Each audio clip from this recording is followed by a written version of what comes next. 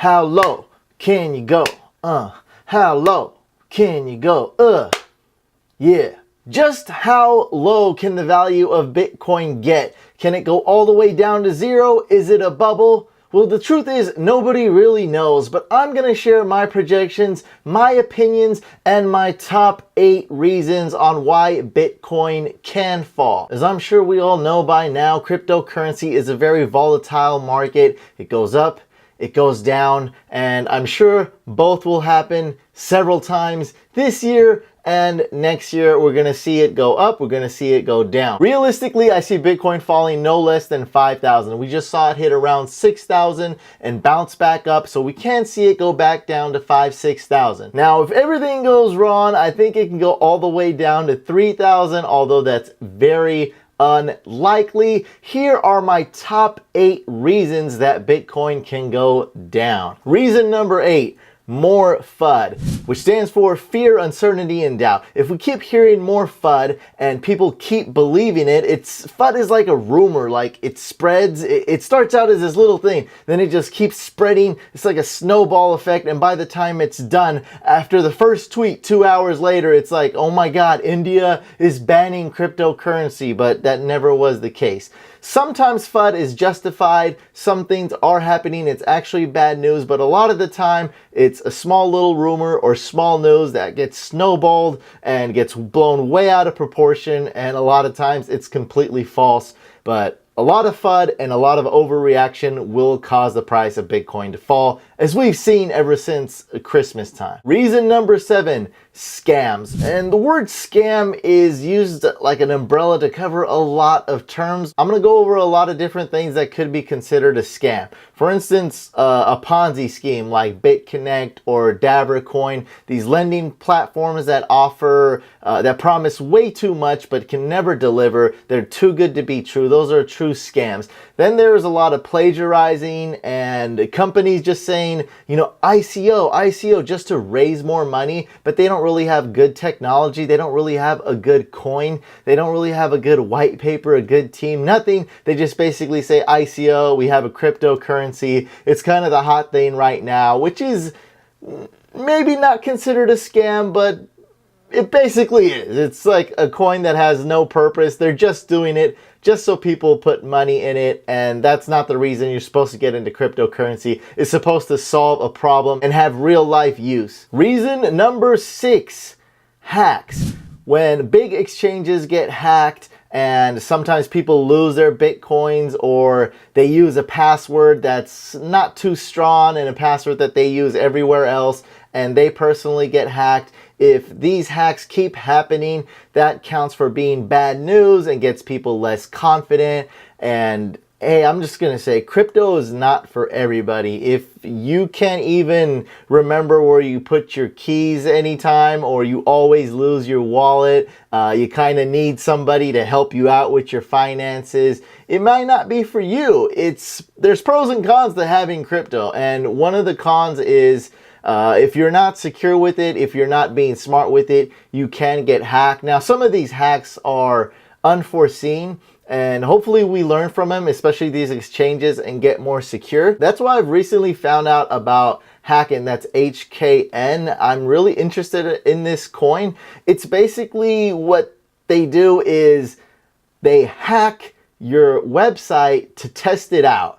And if it's hack proof, or they give a report and essentially a stamp of approval, like, hey, your website, we weren't able to hack it, it's good, we're gonna give it a stamp of approval. And I really like this coin. It's brand new, so you might want to check it out. Make sure you do your own research. I just heard about it recently, a few weeks ago, and I really like their message and their team. Reason number 5, the downfall of Tether, USDT. Now, me personally, from what I've researched, I don't believe it has a direct effect on the price of Bitcoin, on the price of other coins, as in, like, if Tether went away, something happened, it crashed, whatever, it no longer existed, and let's say nobody knew about this news, I don't think the price would directly affect it. Now, the news of it going around, spreading around, that USDT, Tether is a fraud, or it's corrupt, or it just doesn't exist anymore. I don't have any Tether theories. I am personally worried though if Tether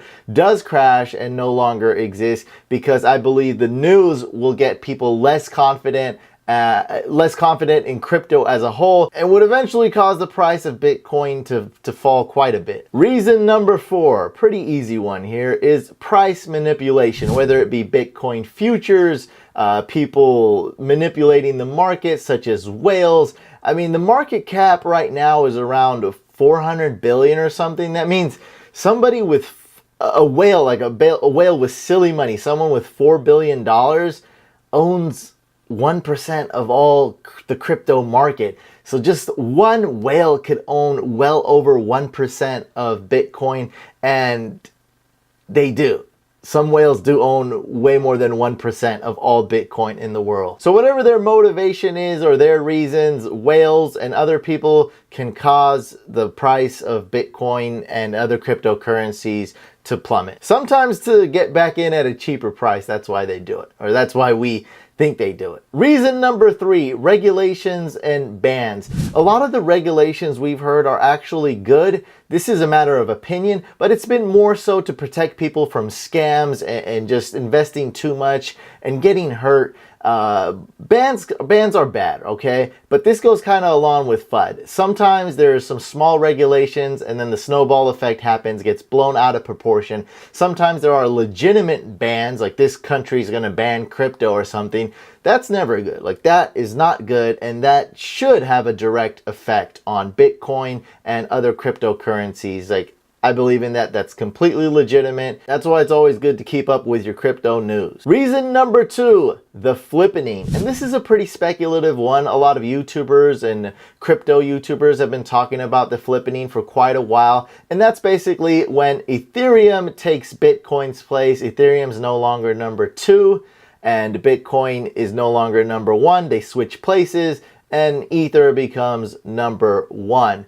Now, when this happens, or if it does happen, will Ether be kind of considered like Facebook and Bitcoin old news like MySpace? I don't know, but it could cause a snowball effect. I've been saying snowball effect a lot on this video. It could cause that, and it could cause more people to go towards Ethereum, and Ethereum being the known name brand when it comes to crypto as opposed to Bitcoin. Like, Bitcoin is the flashy catchphrase, right? That's the one that Jack uses in his commercials.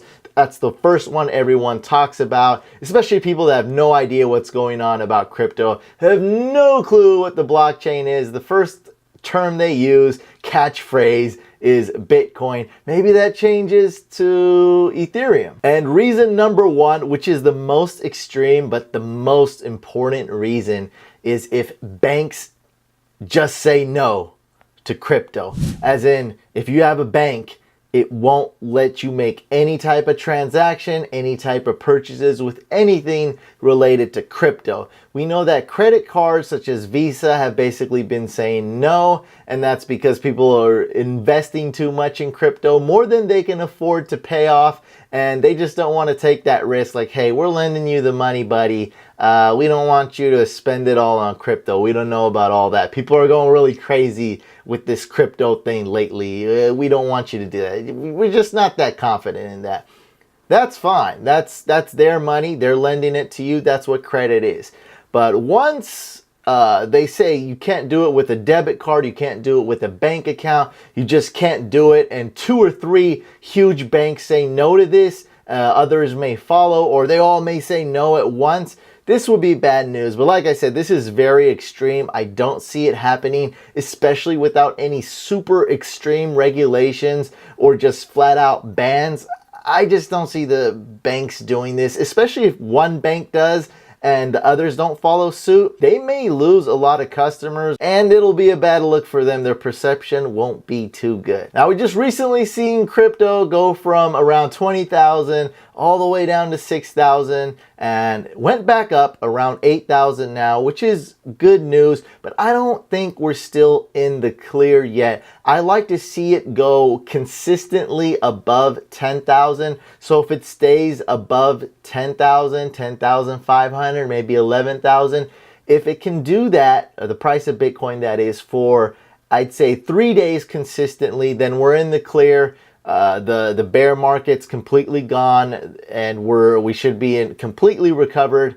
Who knows though? That's just what I think. This isn't financial advice. It's just my opinion. If you guys enjoyed this video, make sure you hit that like button, subscribe by hitting the couch icon, and leave a comment. Let me know what's the lowest you think Bitcoin can go. There is really no wrong answer. It can be $0, it can be $1,000, it can be $3,000. I just want to know your opinion. I want to start a conversation. I'll see you guys on the next video.